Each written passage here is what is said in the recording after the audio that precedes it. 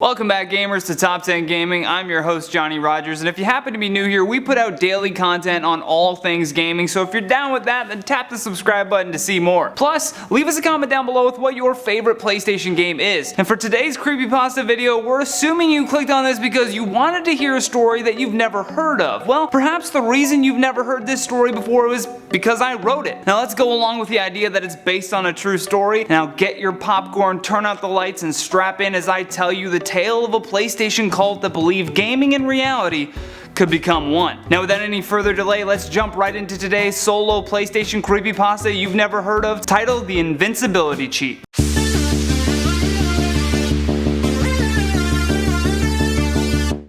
Some people believe that our reality is actually a simulation, and along those lines, just one big video game. With the rapid growth of gaming in our society, this theory has become more prevalent than ever before, and as with movies such as The Matrix, it's as if someone is trying to tell us something about our own reality. If this existence is truly a video game, then wouldn't you want to know what the cheat codes are? Our protagonist Noah and his three friends were dedicated PlayStation fanatics. Every moment not in class or working on a school project was spent talking about which new PlayStation game they were obsessed with. As of late, it had been Grand Theft Auto 5. The storyline was compelling, but the online play was where the real fun was. It was this open world, much like our own, a place where you could drive fast cars, have shootouts in the middle of the street, and complete missions as if you were your own superhero. Noah's dad had been a hardcore gamer, which is probably why he had such an addictive personality when it came to video games. It also was perhaps why his parents got divorced in the first place. Every year though, on Noah's birthday, his father would mail him a present. He didn't know where his dad was, but his mom always scoffed that he had left them for some gaming cult. A gaming cult? Clearly she was being a little over the top and still hadn't come to terms with having to raise Noah by herself. The day finally came and Noah rushed to the mailbox to see what his father had sent him this year. There never was a return address on the package, but this time it said Tokyo, Japan. Inside was a journal along with a note. It read, "Dear Noah, I'm sorry that all of these years have gone by without me being in your life. I've finally done it though.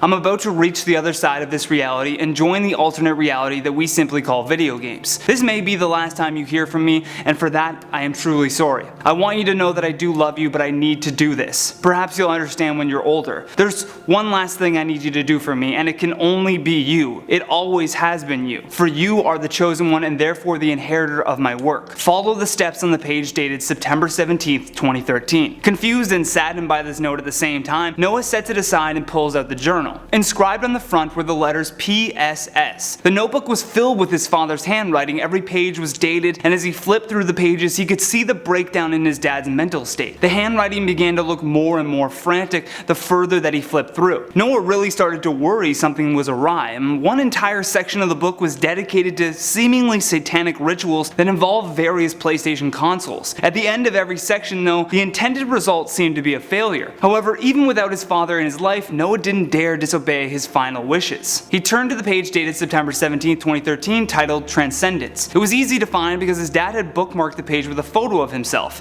At the bottom next to the word result, it simply said, "To be determined." Noah followed the ritual to a T. He was home alone, he had turned off every electronic in the house, and waited patiently until the clock struck midnight. To perform the ritual, he would take the photo of his father, place it on the floor, surrounded by a circle of candles. All of this seemed a little odd at the time, but hey, it was almost Halloween, so Noah welcomed the idea of doing something that would scare him a little bit. The ritual, as you can tell by now, was very specific, which made it all that more intriguing. While waiting in a GTA 5 solo lobby, Noah began to repeat the words his father had written down to say next. He knelt down in front of his PlayStation in front of the candles with his father's photo in the center, and he began to push the buttons on his controller while saying out loud, R1, R1, circle R2, right, left, right, left, right, left. R1, R1, circle R2, right, left, right, left, right, left. Suddenly a flash of lightning illuminated the room as a strong wind blasted through the open window, blowing out the candles, leaving the room in complete darkness. Noah winced from the sound of the thunder that followed, and when he looked back at the television, there he was. His father was in the lobby. "Well, that was the coolest magic trick I've ever seen," he muttered to himself, or at least so he thought. His father's voice, for which he had only heard a few times, spoke through the speakers as he said, "Thank you, Noah. I'm in now. But before Noah could say anything, the power in his home went out entirely. He was utterly confused, baffled, and upset all at the same time. How could this be happening? Now desperate for answers, he flipped through the journal, scanning every page for an answer. One of the pages had a newspaper article glued in with a headline that read, "Police shut down local cult after man goes missing." The article went on about how a group called the Playstation Society was recruiting gamers who wished to make video games their reality. The following day at school, Noah clutched the notebook closely, waiting for the perfect opportunity to tell his friends. He was scared of what they may think, but he knew that if it involved PlayStation, they were going to be more open to the strange ideas written inside. At first they were skeptical, but Noah's friend Jack couldn't stop reading over one page titled the Invincibility cheat. They had all used the same cheat code multiple times in GTA, but the journal insisted that invincibility was possible in real life as well, although it carried much of the same restrictions as did the video game. Once the ritual was complete, this would only last for 5 minutes. They agreed to keep an open mind about this, considering the strange tale that Noah had just recounted about hearing his father's voice in a solo lobby. And that evening they gathered at Jack's house and formed their own little offshoot of the infamous PlayStation Society. They felt safe here because Jack's dad was a police officer and wouldn't be home until early in the morning. The invincibility cheat, although complicated, would be their first attempt at weighing the validity of this journal. The four of them surrounded Jack's GTA 5 case with candles in a home the darkest that it could possibly be. And once the clock struck midnight, the ritual began. Right X, right, left, right, R1, right, left, X, triangle. Right X, right, left, right, R1, right, left, X, triangle. Just like before, a flash of lightning lit up the small home in suburbia as a strong gust of wind blew open the front door and extinguished the candles. Noah was excited because history was repeating itself, which meant that he was doing something right. Although, something was wrong. One of the boy's eyes rolled into the back of his head as he began speaking in tongues. Noah's friend then began shaking uncontrollably before finally toppling onto his side as a foamy substance permeated through his lips. Noah turned to see his friend Jack in utter shock and confusion, and Noah flipped the ritual page over it, and on the other side was a warning. It read, "This ritual can only be performed alone. Only the chosen one will be selected, and all those who bear witness will perish." Noah looked up at his friend Jack in tears to say that he was sorry that he didn't know this was going to happen, but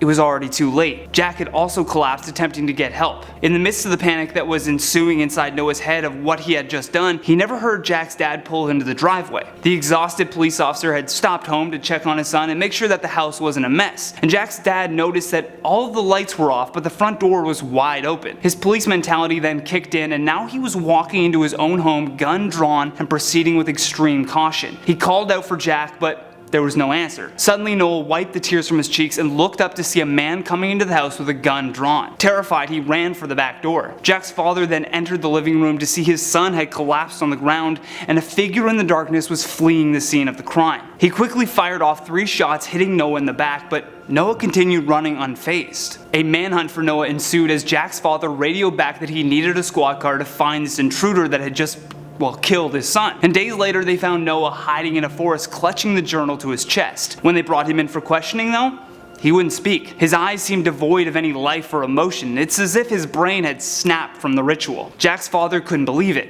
He had fired 3 shots hitting Noah directly in the spine. Noah should be dead, he thought to himself. Noah didn't have a scratch on him though. Just bullet-sized holes in the back of his shirt. Now Noah is serving life in prison with no possibility of parole, and after a lengthy court hearing was given the death penalty. When asked by the judge if he regretted ever dragging his friends into this PlayStation cult, all Noah would say is R1, R1, circle, R2, right, left, right, left, right, left. And that has been the PlayStation Creepypastas that you've never heard of, titled The Invincibility Cheat. Thank you so much for watching, and if you enjoyed this video, show us some love by tapping that like and subscribe button. We really appreciate it. Plus, leave us a comment down below with your thoughts on this story. And for more videos like this one, all you gotta do is click that playlist on the screen. From Top 10 Gaming, I'm Johnny Rogers. Until next time, take care.